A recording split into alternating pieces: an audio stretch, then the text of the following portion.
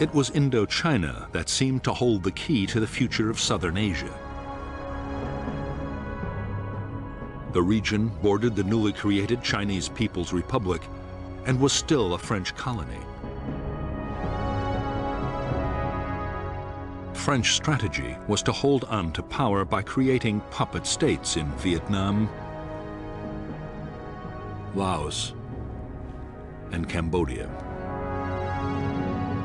The biggest obstacle to the French plan was the Viet Minh, a huge Vietnamese independence movement.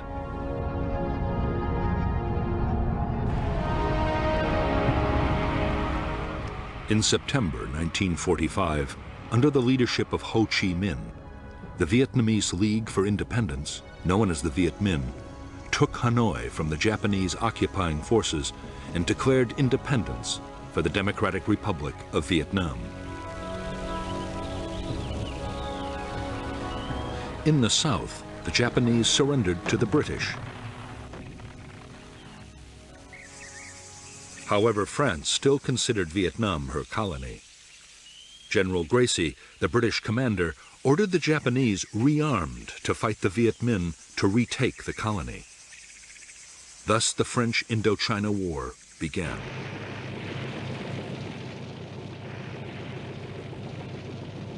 In the war between the French and the Viet Minh, the United States had until recently stayed strictly neutral. U.S. officials had originally supported the Viet Minh and its leader Ho Chi Minh, and they also strongly opposed the French attempt to keep their old colony.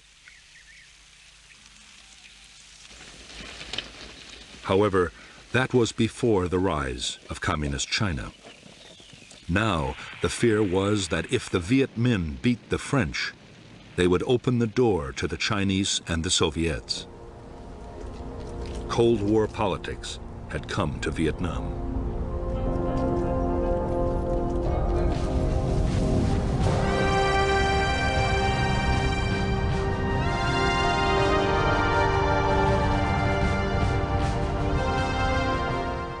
The Soviet Union and China recognized the Viet Minh as the only legitimate government of Vietnam in January 1950.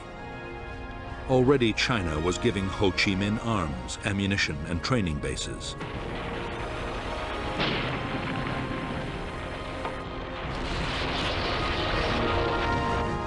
The United States, for its part, recognized a French creation, the State of Vietnam, and U.S. President Harry Truman approved a program of military and economic help.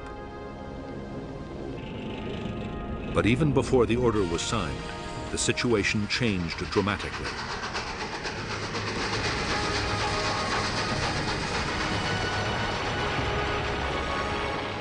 In June 1950, war broke out in Korea. Communist northern forces, backed by the Soviet Union and China, invaded the south, and the U.S. sent troops to intervene.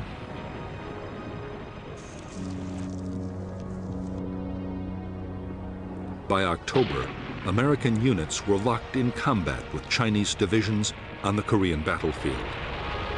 Now, it seemed to the United States more important than ever to contain China on every possible front. That meant a massive increase in backing for the French in Vietnam.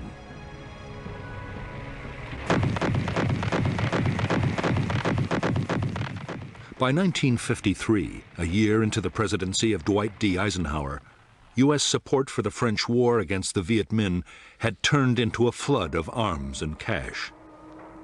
The United States paid 3/4 of the cost, a staggering $1 billion in 1954.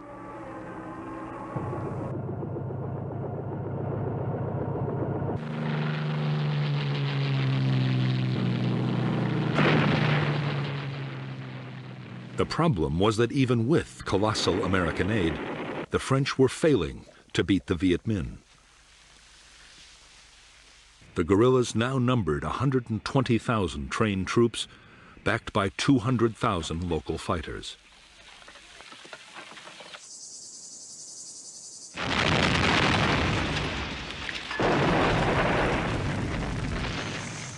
As French casualties passed 50,000, In France, the public grew weary of the seemingly endless war. There were calls for negotiations with the Viet Minh. Pressure for talks grew even greater as the conflict in Korea ended.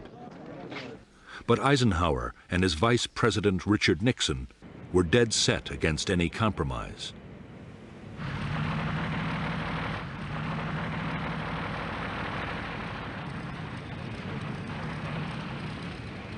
In spite of U.S. opposition, some kind of peace effort in Indochina looked inevitable. The hope was that the French might win a major battlefield victory and so strengthen their hand in any talks. The result was a plan for a big offensive in late 1953. The main effort would be in southern Vietnam, but the French also meant to launch a blocking operation in the north that just might deliver a major victory.